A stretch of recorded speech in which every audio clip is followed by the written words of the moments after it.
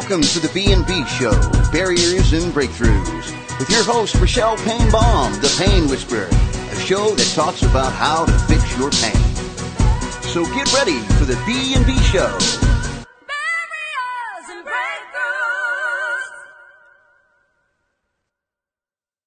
Breakthroughs. Okay, well, so here we are on the Barriers and Breakthroughs show. I'm Rochelle Payne-Baum. Yes, my maiden name is Payne.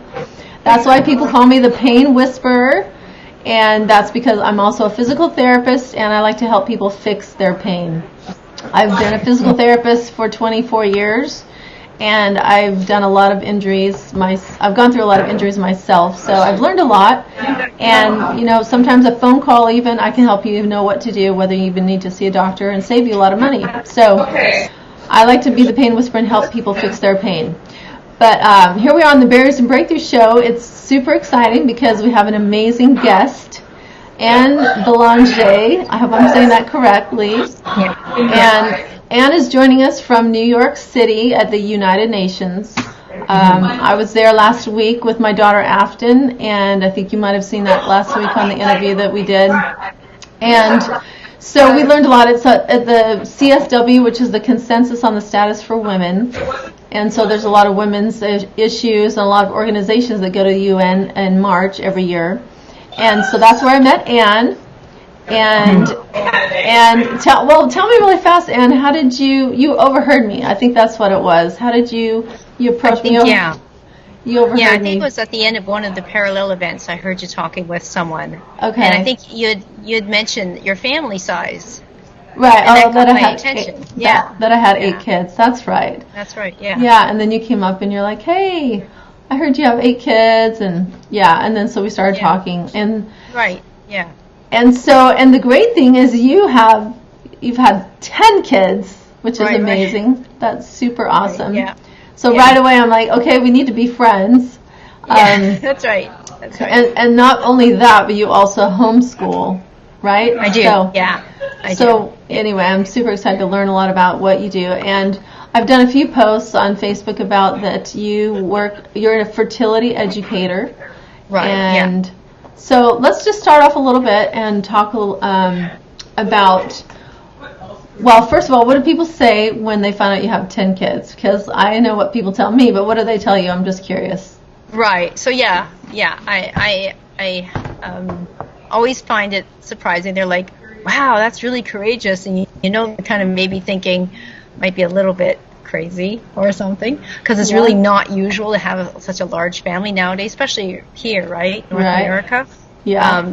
But you're in Canada. You're in Canada. I'm in Canada. Okay, yeah. So what was it like in Canada? Because I haven't been in Canada. Same thing, you know, like 4 is kind of average, and that's large. Okay. So that's large average. So when you say you've got like more than 4, and like I have, as you were saying, I've had 10 children, but I have 9, right. And they're like, wow. So like they're really positive, but sometimes you wonder if they think you might be a little bit crazy. Crazy. A little bit. I just say it right out. I'm like, yes, I am crazy. My husband and I are crazy, exactly. But we've always wanted, even when we got married, we wanted to have 8 kids, and we did it. So yeah. Isn't that great? I mean, that's great, right? It's like people, and they're not like, I haven't had any negative, like they're not like upset or anything. People that I've met anyway, they're just really in awe. Yeah. Really. So they can't imagine what it'd be like. Yeah. Yeah. Get comments like the Brady Bunch a few times, but we have 2. Yeah, it's awesome. Well, that is awesome. And how many girls? How many boys? So I have 5 girls and 4 boys. Okay. Very cool. Yeah. I had 3 girls and then a son, and then 3 boys. And then my daughter. Yeah. So it's kind of like half and half. You know, like I had my 3 girls, then I had my son. Yeah. Then I had another daughter. Then I had 3 boys. Right in and a then row. I had my other daughter. Yeah. Okay, so 3s and 3s. So we do have a couple pictures. I know. So we had a cute wedding picture. I always love wedding pictures. Okay. Let's throw that up there. What is your husband's name? Denis. Denis. So it's like Dennis. So he's French. It's in French. Yeah. Yeah, parlez-vous français? I'm not that great at French. Je parle français un peu, oui. Yeah. And your husband, is he fluent in French too? He is. He's French-Canadian. French-Canadian, We okay. live near Ottawa, Canada, but Okay. we're both from the province of Quebec. Quebec. So we both have French. My father was from Iowa, Davenport, Iowa. Uh-huh. My mom's from Montreal, Canada. Okay. So part United States. So I've got US. both the Irish, English, and I've got the French-Canadian. And the French too. Great combo. Yeah. That's awesome. Yeah. So that's a cute picture. Okay, and then you sent me this picture, so I wanted you to tell me a little bit about this. This was a cemetery picture, so I'm gathering one of your children died. Yeah. Okay, tell me about that. Because this is the Barriers and Breakthroughs show, so anybody that's had a lot of children, I'm sure there's barriers because I've had mine too. So tell me a little bit about that. What was that about? So thank you. So my husband and I were married in 1988, and we had learned before we got married the Billings ovulation method of natural fertility regulation. Okay. Because we didn't want to be using contraception to space our family, our children and things, so we just went natural. But we went natural with a method that would help us to either postpone or achieve pregnancy. So we postponed for the first few months, and then we decided we wanted to actually start our family. Okay. So we used the method to conceive, and I didn't have regular cycles, so that was really great that I could do that. That is really important because somebody that has irregular cycles, Yeah. I know a lot of women, fear like their cycles just aren't normal. So okay, go ahead. Yeah. So I did conceive. We got to be expecting our first baby. Okay. But that pregnancy only lasted like 5 months. 24 weeks, I went into labor, and I gave birth. Oh, wow. I gave birth to my son. He was born alive, my son Michael. We're Catholic. We're a Catholic family. So in the hospital, we had a priest come and baptize him right away in the hospital, in the NICU unit. And then a few hours later, he passed away because at 24 weeks, his lungs weren't really able. They weren't able to take in the oxygen and things. So he passed away. So that cemetery picture that you've got, that's that's for Michael. Plot. We got a plot for our son Michael. We actually got two so that eventually we can be buried there with him. Wow. And he's at one of them. Yeah. Wow. Okay, so that was kind of a. I mean, for your first. That was your very first? Like, I miscarried my very first, and that was really hard. I didn't have my mom or anything. I was just like, oh, man, I was a wreck. But that was really hard because you were almost there, and... Wow, what helped you... Our faith that got us through it. Okay. Just knowing that, even in that darkness, in that dark time, God had a plan for us. And he wasn't, like, abandoning us, even though it felt like, oh, my gosh, I just lost my baby. It was more like... okay, he's carrying us through this time. He's going to help us through it. And we really had the support of our community, too, like our church and our community around us. Right. They helped, and they just kept pouring love on us. And then... so how did that not make you more, like, some people I would think wouldn't even want to have kids after that because they would have been it was, or did it make it take a while to start again? Yeah. Well, the funny thing is, the doctor who delivered our son, we asked him, like, should we wait a few months before we should try to conceive again? Does my body need to heal or whatever? Yeah. And you know what he said? He looked at me and he said, well, just wait till you get home, okay? And I thought that was kind of funny because he was like saying to me, like, don't think about that right now. No, your body's fine. Like, you're gonna, after the birth, obviously there's a low key of bleed that goes on. Yeah. But then once that's done, my body went back into cycling normally. So we tried again. Yeah. Just a couple of months later, and I guess it was like about 3 months, and then we were pregnant again with my daughter. And she was actually due on the same day that my son was born. Wow. So his really birth date and the anniversary of his death was her due date. So you just see the hand of God working in that, like it's going to be okay. Yeah. I'm looking after you. It's going to be okay. And my daughter's independent. So she came 10 days late. Oh, okay. Yeah. Wow, that's so awesome, though. Okay, so we do have a family picture. Okay. Let's go to it. With all. So that's it. So you have grandkids too. So how many total here? Yeah, exactly. 9 kids. I've got 9 children in there. 2 grandchildren. So my first daughter, she's married. Okay. Her husband is in that picture as well, my son-in-law, and they've got 2 children. Their son and their daughter. And actually, she was expecting her son, and I was expecting my 9th baby at the same time. Like, we were pregnant together. We went through the whole pregnancy together. It was really kind of the coolest thing. That's really cool. How bonding. Seeing a picture of Focus on the Families magazine about 20 years ago, seeing a picture of a mom and daughter pregnant together. I thought, oh, that's kind of cute, but I never thinking it was going to be like in my future, for you. So that was kind of neat, Wow. So so your child is the same age as her child, pretty much. Yeah, exactly. Her son is 3 weeks older than my daughter. Wow. Yeah, so she's the first, and my daughter now is being the 9th. Yeah. Wow. 7 years old. So you seem like you have a really close, awesome family. Does everybody live kind of close? Well, they do. We all live pretty much in the Ottawa area. Okay.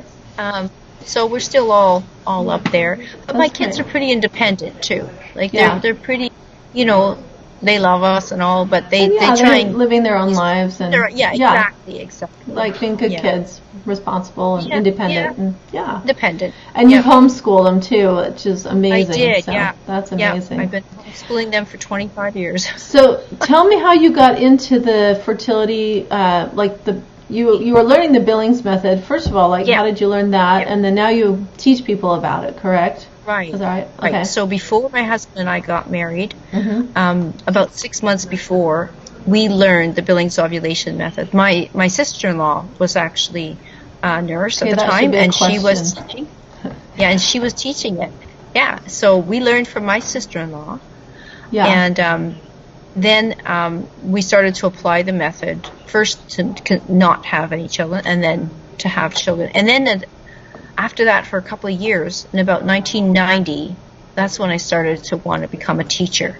Okay. And I thought, you know what, I can do this. You can. And, I can do this. I didn't have any sort of formal medical background training or anything. I didn't have any formal teacher training. I didn't have any of that. But you had a lot of training in real life. Because you've had 10 kids. I would say you're an expert, honestly. Yeah, well, now, it's almost 30 years later now. Yeah, I've been teaching it, and that, I still will teach with 101. Explain what the Billings Method is, because we didn't ask that, but I want, so I'm curious, what is it exactly? Okay, so what it is, it's a system of applying 4 strategies to your menstrual cycle. Okay. So when you understand how your menstrual cycle works, then you apply these 4 strategies depending on where you are in your cycle. Okay. So if you're menstruating, or if you're waiting for your ovulatory phase to begin, or if your ovulatory phase has ended. So depending on where you are in your cycle, then you apply the strategies accordingly. Okay. And they're I know strategy sounds like a big word, but they're really simple guidelines. Okay. And when you apply them, you can apply them from being a teenager to a woman going through menopause. Oh. And so I should be learning that? Absolutely. Absolutely. And it's not even a question of education or anything, because we have 50 different associations throughout the world. And so we're teaching people in Indonesia and Africa and the Middle East and Australia, New Zealand, China, India, Europe, North America, South America, everywhere. Everywhere. Great. And people understand their fertility. They don't have to they don't have to have any sort of knowledge or training or education. They just learn how their body works, and they apply those strategies day in, day out. And once they know them, the thing is, the continuation rate is so great, because once you know how your body works, you don't want to be doing anything else. Yeah. You don't want to know. Awesome. And you don't want to be thinking about relying on something else or changing, because it just works so naturally. So how empowering is that? I love it. Most often it's the comprehensive sex ed, and then everybody just has sex, and then, you got to have an abortion because, you goofed up. But, how empowering is that even? Good to know. No, and you know what? When we have programs for high school girls, and when the girls learn how their fertility works, they're like, okay, I am protecting this. I do not want this to get damaged. I don't want to do anything that's going to hurt this. Yeah. You know, so they're not turning towards contraceptive pills or any hormonal contraceptives. They just don't want to damage any or disrupt their hormones at all. Yeah. And then they know, like, there's no side effects, and they can get pregnant when they want to get pregnant. That is and apart really from that, cool. they don't. So that sounds almost too good to be true, really. Like, I wish I would have known about it, but I feel so bad sometimes for people because they're like, "Oh, where were you 20 years ago?" Yeah, right. You know, they're talking to me, and they just realize, like, okay, this is something. But you can start applying it today. Like, you don't have to like feel like, oh, I should have done it, and now it's too late. I mean, if you're still not through your menopause, because then you're still able to understand how your body works. You're still working in conjunction with your body. You know, it's still in that rhythm. And the thing is, when it's true, you're going to have times you're fertile. When you're fertile, if you don't want to get pregnant, then you just don't. You just don't have to. You know how not to, right? Yeah, exactly. Just don't. Or have different methods, right? Yeah, but because if you start thinking about applying something else, well, now you're risking perhaps becoming pregnant. This method of natural family planning, it is 99.5% effective. Awesome. You answered the next question I was going to ask you. Yeah. So, yes, how effective is it? It really is. Oh, yeah. Oh, yeah. Wow. Oh, yeah, definitely. And I'm talking about studies that were done in China. The studies in India found it to be 99% effective. The World Health Organization found it to be almost 98% effective. Like, it's just right up there. That's but the thing is, there's no monetary value to women understanding their own fertility. So pharmaceuticals don't talk to you about it. They tell you how natural methods are not reliable. Yeah, you know, they don't get any money from it. You get insurance companies. They don't want to talk about it. You get medical institutions. They don't want to talk. Right? They're not making money off of women who understand their own fertility. Yeah. I mean, think of how empowering that is. If you understand your own fertility, you don't need anything from them. You can just say, "No, thank you, sir. I don't need it." Yeah. And then I'm so glad you're at the UN. That's where you need to be. That is so awesome. Yeah. That's I had one presentation earlier this week. I'm going to give another one tomorrow. Okay. I've met with 2 ambassadors to tell to them from to where? see if they would be interested. One from Bahrain and the other one from Botswana. So Bahrain is a Middle Eastern country. Right, yeah. And Botswana is an African country. Right, I knew that. And I was speaking with one from Samoa, so that's an Indonesian country. Yeah. You know, and they're all like, yeah, that makes sense. And you see with, the UN and you get so much aid that's tied to the contraception. Yeah. That they're pushing the contraception. Well, that's definitely why the International Planned Parenthood Foundation, why there's, pushing all the comprehensive sex ed and all that, because they get so much money for one. All the other countries send so much money, the contraception, the abortions. They get a lot of money, like billions and billions of dollars. And billions. Even right here in the U.S., it's a multi-billion-dollar industry to have 42 million women on contraception. Well, of course, no wonder. So I mean, if you had half of that, or even 10% of that not using contraception, you would be cutting in really big on their profits, and so they don't want that to happen. Well, I know it's like a best kept secret. Yeah. So I'm so glad you're having me on. I know. We need to spread the word, so we can have you on later as well, with some extra information too. Right. So one thing is, when I've known several girls or women that have used contraception and then had a hard time getting pregnant, and so do you help? Do you help with that? We do. They learn their patterns, like you said, and have strategies. They will. For that. Yeah, they will. In most cases, once they start they stop with the contraceptive. It could be the Norplant, it could be the pill, it could be the IUD, whatever it is that they were using. They stop with that. Okay. It takes 3 to 6 months, but then usually their fertility starts to return. In some cases, though, they're not so lucky. In some cases, there's so much damage that's done to the cervix that the cervical mucus is not able to be made anymore. The cervix can't rejuvenate itself. And then you're looking at a situation where a woman might ovulate, but there's no cervical mucus being made in the cervix, so there's no conduit for the sperm to stay alive. She can stay alive. There's no for the sperm to get to the egg. It just can't get there because it needs to have that cervical mucus. So in some cases, you end up with women who are dealing with subfertile situations. Right. Yeah, and they can't get pregnant. Is that more with the contraceptive pills, or is it more with a device like, say, an IUD or something like that? It's more with the pill. Okay. It's more with the pill. Yeah, the hormone. You see, the IUD goes right up into the uterus, which is terrible enough, and it scars up the uterus for sure. But the contraceptive pill forces so many hormones into a woman's body that it interferes with the regular mechanism of the cervix. The natural receptors. So the natural development of that cervical mucus, it just doesn't get made. It gets changed, it gets restricted. And so the crypts themselves, like the little caves where the mucus is made, it's like they dry up. Huh. Wow. So, and there's nothing you can take to help fix that. Well, you stop taking the pill. Well, yeah. You stop taking it, and then but there's that no helps reversal kind of medicine that helps. But there isn't anything like reparative to do. You know what I mean? Like if there's damage there's damage, and hopefully the body can heal itself. Yeah. But there isn't there's not like a cream or anything like that you can apply to heal it. It's really a result of having all those hormones pumped into your system. Yeah. Yeah. So we had a couple other questions. I think. So, what's the most rewarding thing? This is number 2 about being a fertility educator. Well, I find it to be when the women call me up or they send me a text and they say, "Been to the doctor. I'm pregnant. I'm having a baby." That's awesome. Yeah, that's really great. Whether they've been waiting for a long time or they just decided they were going to just try and they find out right then. You know, it's really rewarding. And you know what? And when the woman says to me, she goes, "I get this. This is great. I understand it." And then they're off and sailing.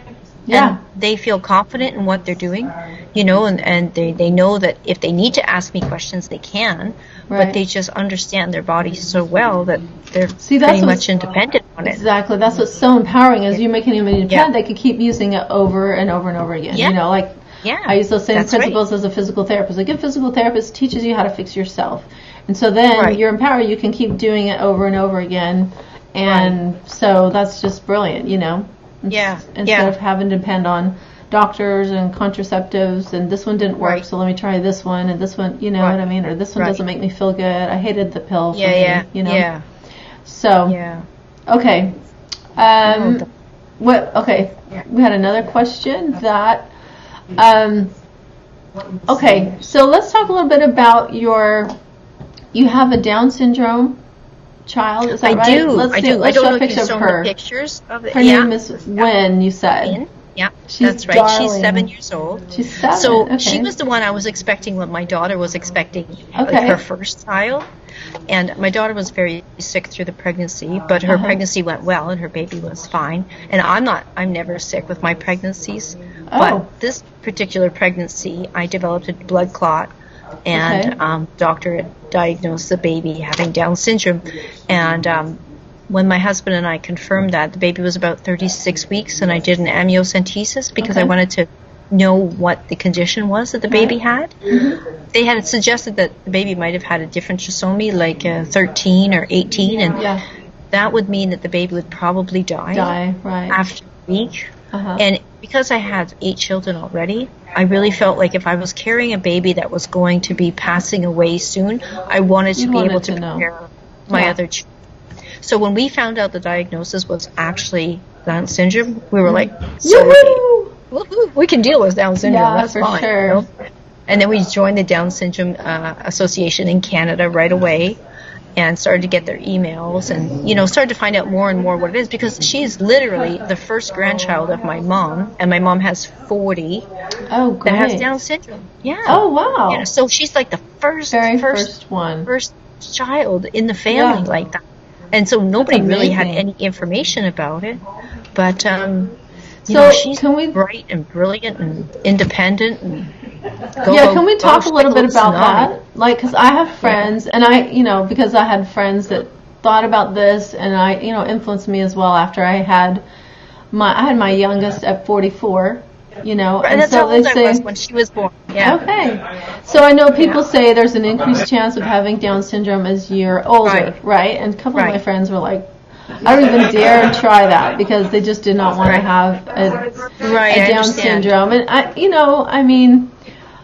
guess, I don't know if that makes you look bad. Told me? You know what I'm saying? Well, the thing is, it shouldn't be like the reason you see moms like 44 and carrying babies with Down syndrome, it's not because we're more likely to have Down syndrome babies. Like when you have your eggs, it's not like your eggs get older. Yeah, you had them when you were born. When you have eggs in your ovaries, they're not aging. They're partly mature, and they stay partly mature until it's time for that particular egg to ovulate. So they don't age. The difference is that when you're 20 or 24 and you find out that you're pregnant with a baby that has Down syndrome or some disability, you kind of tend to feel unprepared, and those are the moms that are encouraged and usually are the ones that are convinced to go ahead and terminate the pregnancy. Wow. But by the time you're like an older mom like us, right, at 44, we know the blessings of children. We've had so many children. And we find out, okay, the baby raising stage. Yeah. So you end up seeing older moms with children that have disabilities, not because they're more likely to conceive them, but because they are the ones that are more likely to keep them. They won't kill them. That's right. They won't terminate. Whereas the younger moms tend to terminate. And I'm not blaming. I'm just saying that's the way it is. That's what the doctors were saying. They're more likely to have that sort of situation when they're younger, when the mom is younger than when she's older. But, one side note quickly. So it's kind of a mess, Yeah, not to take away because I want to come back to that. But one side note, when I was at the UN, I talked to several Indian ladies, and one in particular, she was just really upset about how, I guess it's kind of like eugenics, like a lot of the women in India, when they found out they're having a girl, they go ahead and terminate the pregnancy, Yeah. It's just really, that's really terrible. How is that empowering to women? I just don't get that. Not at all. Not at all. Abortion and killing women. How is that empowering? I don't get that. No, you have a right to your body, but you can just kill a girl instead of a boy. Anyway, that's my feeling on it. No, I understand. It's just that that's their cultural, preferences. Yeah. It's just the way that their government, their society accepts the male child more than a female child. Right. It's the same in China too. I know they do that in China as well. Yeah. They don't carry on the. It's just that's something that needs to be denounced. Needs to be denounced for sure. And women need to be encouraged. Yeah, encouraged, exactly. I'm glad you brought that up and about older women having, it's not the chance, as you get older as much. I mean, that's right. Right. That's right. What you said. So tell us. So I have these 9 children, and the 7th one, my son, he's autistic. Okay. But he's high-functioning autistic. And to look at him, you wouldn't necessarily know. I think he's got the goofy smile on in the big family picture that you may have shown. So let's go to the next picture. We didn't actually know. We have the next picture of a recent one of him. Which one is he? So, with the 5 that are home. Yeah, with the 5 children. So he would be like the middle one. So he's not the smallest son, but the next. So he's 14. My youngest son is 12. Okay. And then the older son, in that picture, he's 17. Okay, awesome. Yeah. So but we didn't know he was autistic until I was expecting my little girl with Down syndrome.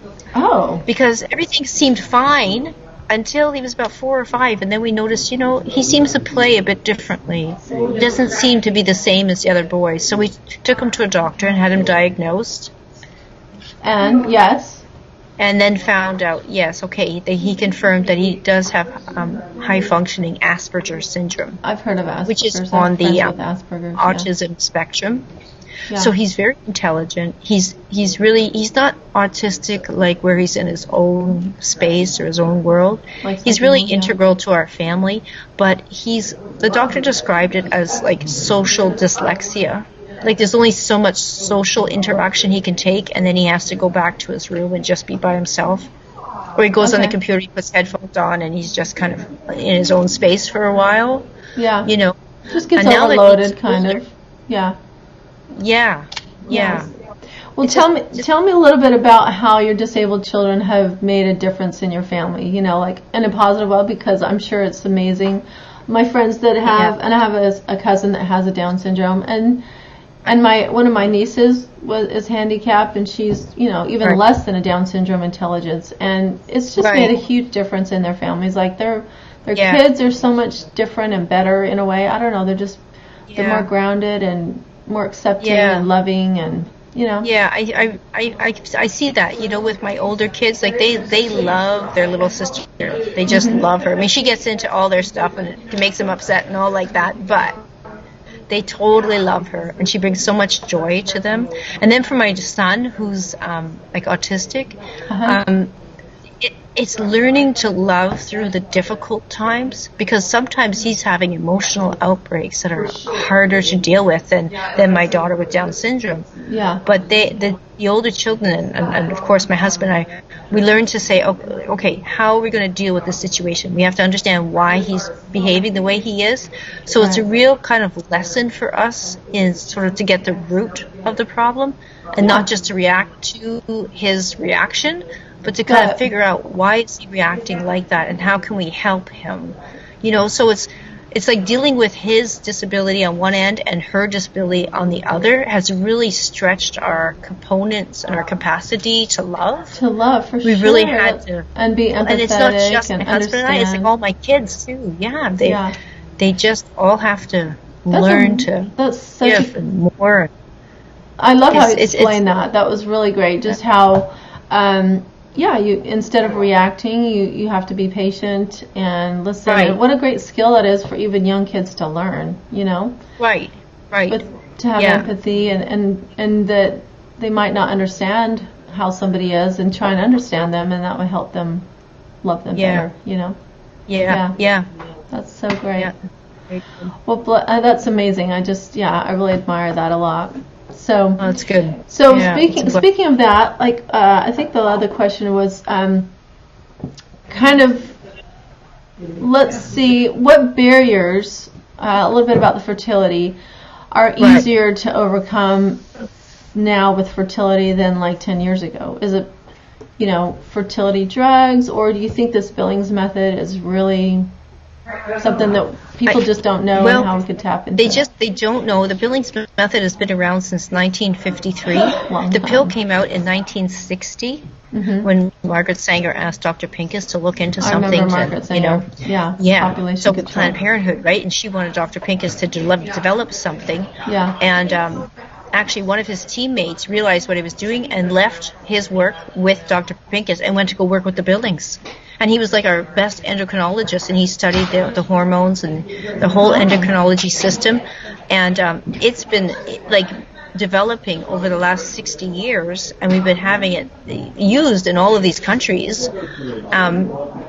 But again, it's kind of the best kept secret because there's no money in it. But what I really want now, I really feel, especially, and I'm a dual citizen, right? Because my dad's from Davenport, Iowa, and I really feel like this is the time that the administration in the U.S. can move forward with a natural package like that. I really feel if they are made aware that it can reach a real segment of the population that want to stay natural, realize they don't have to go to contraceptives, and it's just as empowering and certainly more reliable than, and there's no cost to it. If it's 99% effective. What's being offered now. So I've been approaching the CDC and HHS and USAID and trying to get inroads in there, because I really feel that, and I've had positive responses, you know, I've had positive conversations with individuals who can see the value in it, and can see that that could move forward, and even with the State Department in Foreign Affairs, and you know, because it's something that we can be offering the rest of the world. Yeah, it's an option that nobody even talks about. That's right. Nobody That's even right. talks about. I think it's because there's no money in it. Honestly, that's for sure. That's that my makes take. so much sense. You know, that's why Planned comprehensive Parenthood would sex just go away. Right.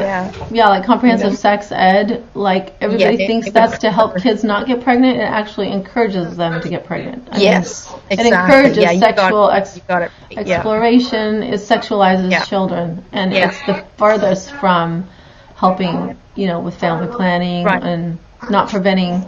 I mean, diseases and STDs and AIDS to be spread and all that.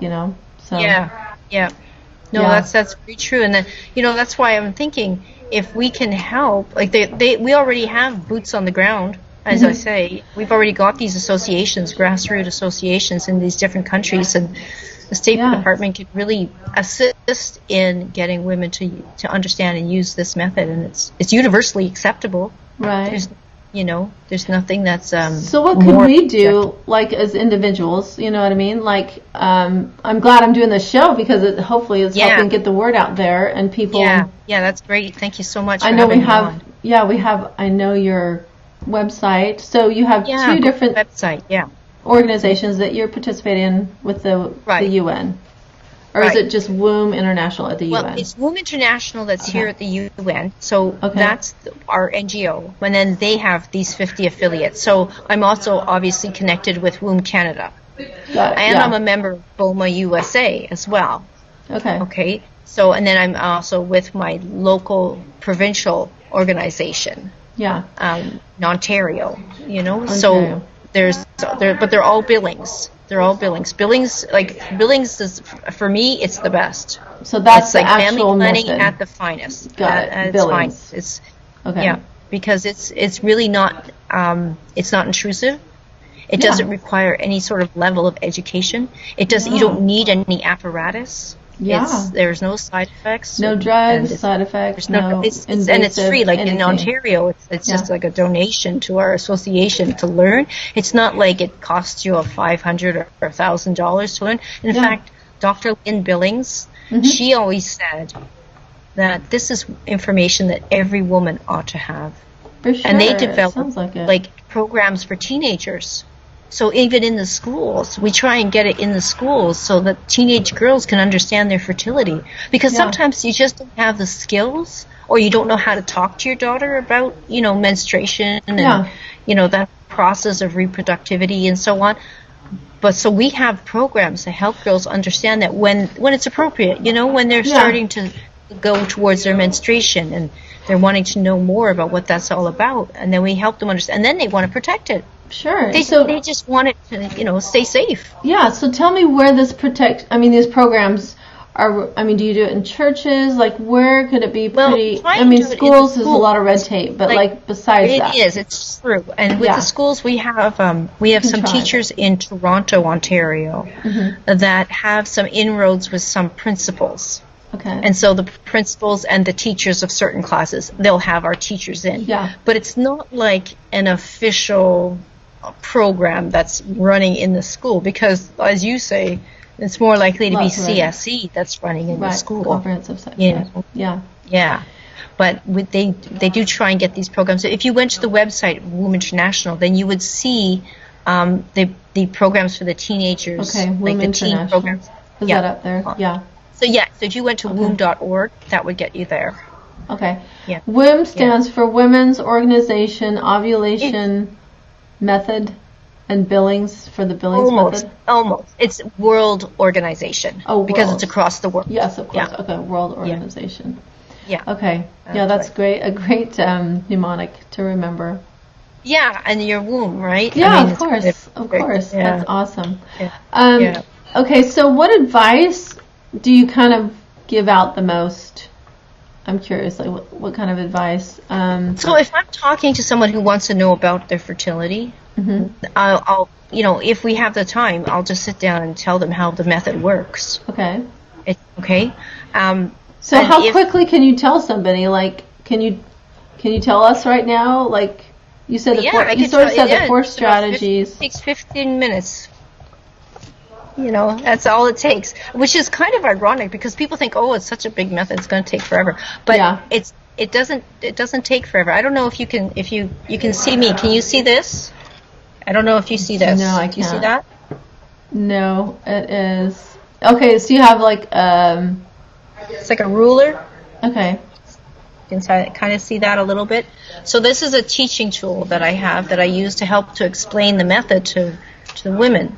Okay. And if they have time, then I'll just sit down and I'll tell them what rules they need to be following, what strategies they apply in the early part of their cycle, and then the one strategy they apply in the latter part of their cycle. Okay. So once they've ovulated.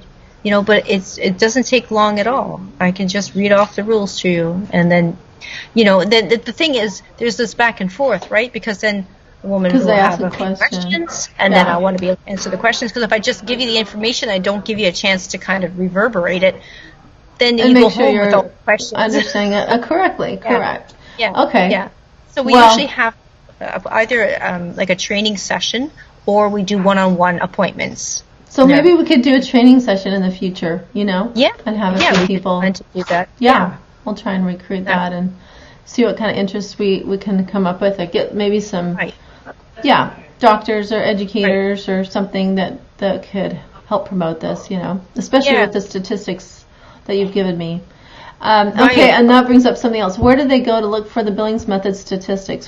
There was a different website you gave us. What was that? Right. So for the stats, I would direct you to go to the Australian website. Okay. Australian website is. Yeah. So that is www.billings.life. Billings.life. Yeah. .com. No, I think it's just billings.life. www.billings.life. Yeah, that's it. L-I-F-E. Yeah. L-I-F-E. And that'll get you to the Australian site. And then there's a tab there that you would click. And I think it's either on statistics or it's on bibliographies or information like that, references. And then you could find those stats. Okay. So I'm kind of smiling because I have a personal question I'm going to ask you. So my husband's holding out that we'll still have another baby, right? I'm going to be 50. Right. Okay, in like 3 weeks. Right. And so could I use this method if I wanted to get pregnant? Because we're not using anything and I haven't gotten pregnant in 3 years. Not that I thought I was done and, I haven't gotten pregnant and we're not doing anything. And so I figured, I guess I'm done with getting pregnant. But if I tried to use the Billings Method, could I try and get pregnant using it? Yeah, absolutely. So we always say a woman is never through menopause until it's been at least 12 months since the last time she's noticed her secretion leave her body.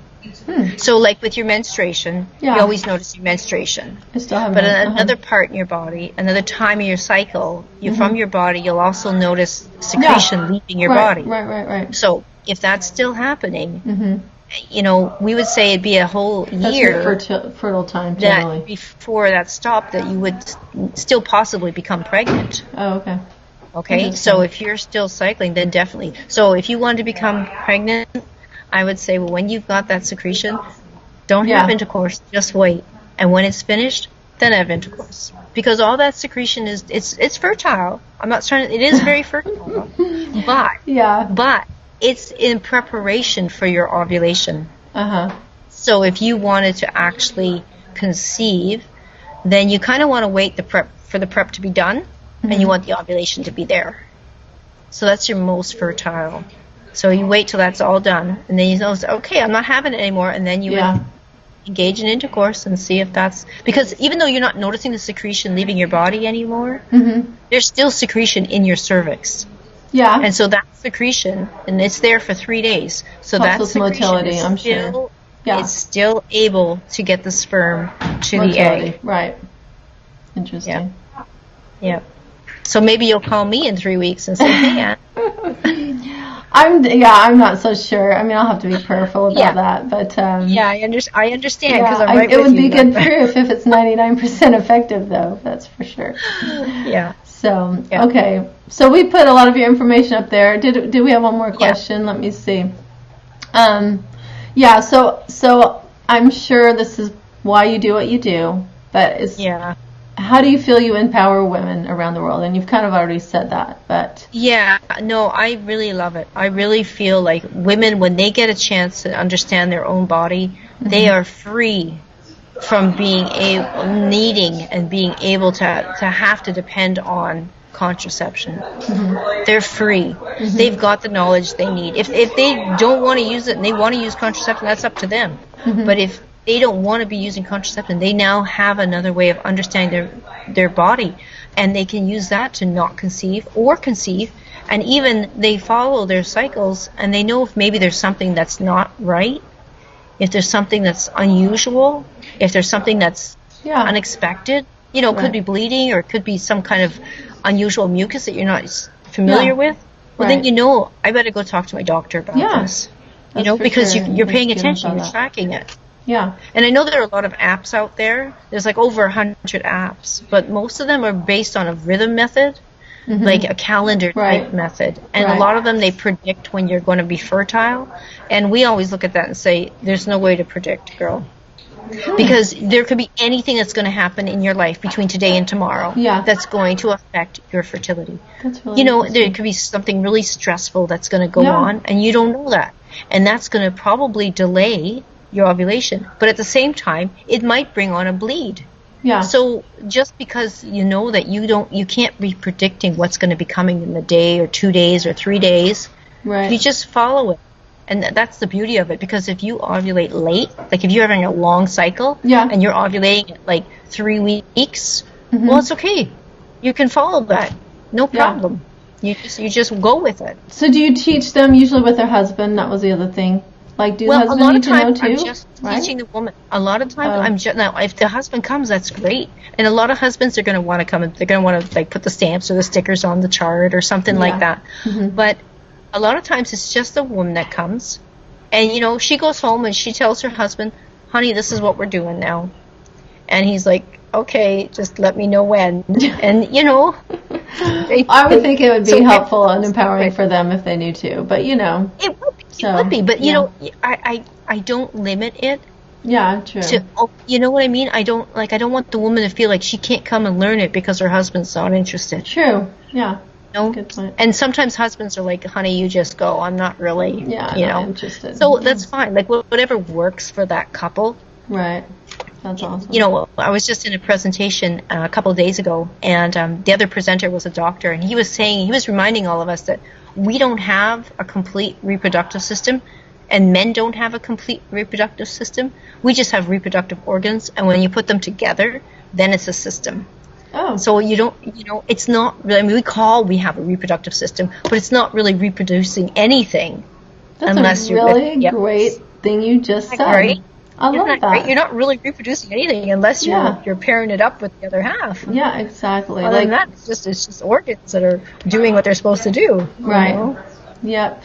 Yeah, because at the UN this past week, all we got was like, women are as good as men, and as women can do everything that men can do, and if you try and make women be the same thing as men, like that takes away from women being empowered about what makes them better or different, you know? Yeah. And that men have different qualities, but when you put them together, they're even better than just each one individually, you know? Yeah. So, of course, that has to do with having a child as well, so. Yeah. I like how that's the way it's designed. It's designed. Well, thanks so much, Anne. You have been so informative. I'm so glad I ran into you, and I would definitely be interested. And let's try and do a training session. That would be great. And I know I can call you and talk to you, and you can explain it to me later as well. Yeah. We'll try and make sure and get your information out. I'll talk to some people here and see what we can do to get something set up and spread the word. So that's awesome. Great. Thank you so much. Okay, we'll keep up. I guess you're staying up all night until they negotiate the document. Yep. It was 6 a.m. last year. It was, so we'll just have to wait and see what it's going to be like this year. Okay. Just say hello to Peter and of course Sharon. Okay. Annie. Well, Annie's gone, but everybody else that you see. So it was great to meet you, and we'll be keeping in touch then. Okay. That's great. All right. Thanks so much. Thank you so much, Rick. Have a good night. Take care now. Okay. See you. Bye-bye.